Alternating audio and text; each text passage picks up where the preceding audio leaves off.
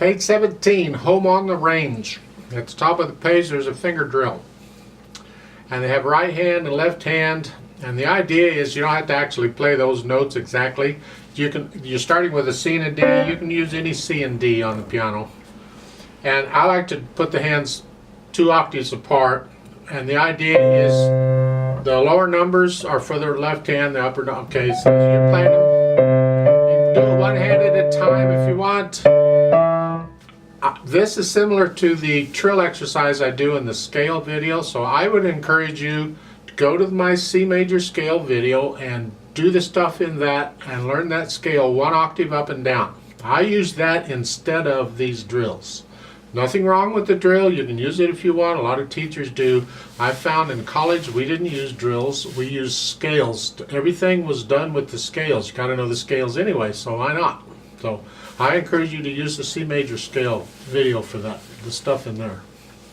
Let's talk about Home on the Range. 3/4 time. It's got 1 sharp in the key signature. The F sharp is back. So all the Fs are automatically going to be F sharp wherever they are, unless they have a natural sign. See here, if they want an F natural, they have to put the natural sign in front of the F, or it's going to be an F sharp. You have an incomplete measure at the beginning, so you're coming in on beat 3. 1, 2, 3. Yeah.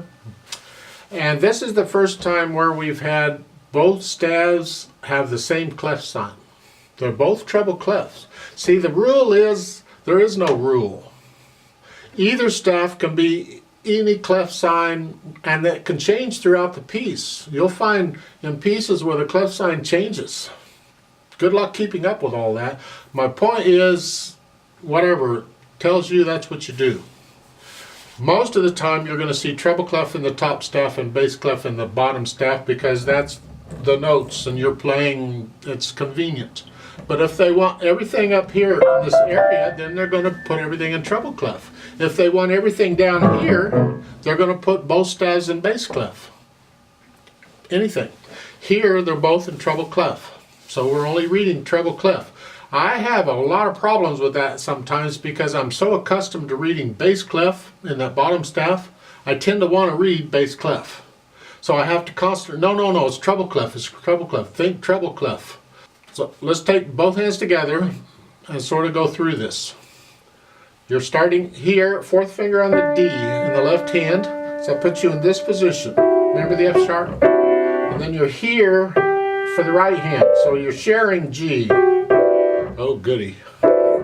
So it's like 3, 1, 2, 3, 1, 2, and 3, and remember the F sharp and 8th notes. 3 and 1 and 2 and 3. 1 and 2 and 3. 1, 2. I assume you know the names of all these notes in the music. If you don't, please take the time to learn them. I don't have any real shortcuts or help for you. There are videos on YouTube that teach you how to read music. I don't get into it that much. It's a lot of memorizing to do. So that's a D. And that's sort of what we're doing here. So you go through, and what you can do if you're struggling with this is first forget the rhythm. Just focus on the notes and the finger numbers. So at the beginning you got 2 Ds, and then we're coming up here on these 3 notes, and then we got a G and an F sharp, and then an E, and then a C. You got some of these.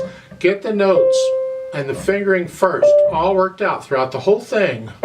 And once you have a handle on that, then you can go back and add the rhythm. See, I like to do these things like one thing at a time so I can focus on, I can't do a whole lot of stuff at the same time. I get too confused. Some people can. It's really disgusting, but some people can. I can't do that. It says slowly with expression. Speed. This is a normal, it's a well-known piece. There's words to it. They didn't give them here, but there are words. So if you're going to sing it, how fast would you sing it? Different people will play it at different speeds. That's fine. Well, let's try it together slowly. I'm going to give us 2 counts, because we come in on beat 3, and we'll play the whole thing. Now, this is after you've learned it. Take the time to go ahead and learn it first, and then we'll play it. ready, go. 1, 2, and 3. 1, 2. 1, 2. 1, 2, 3. 1, 2.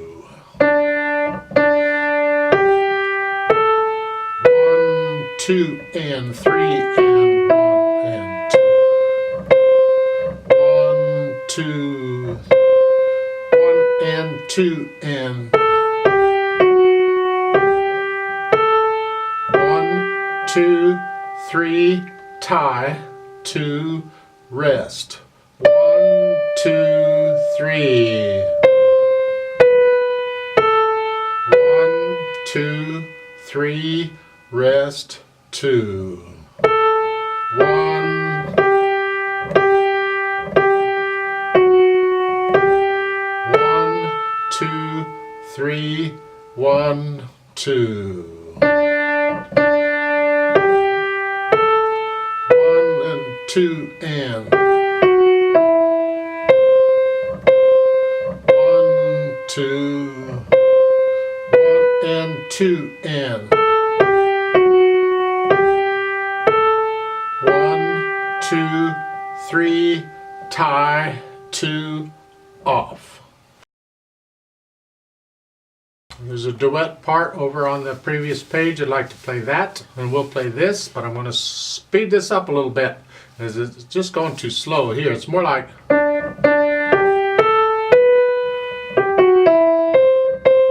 Make sure you can kind of play it that fast, and then when you can, then come back and try the duet with me. I'm going to give us 3 beats plus 2 beats. It's 5 beats total because we speed this up. So I'm going to go 1, 2, 3, ready, go, and then we go. So here we are.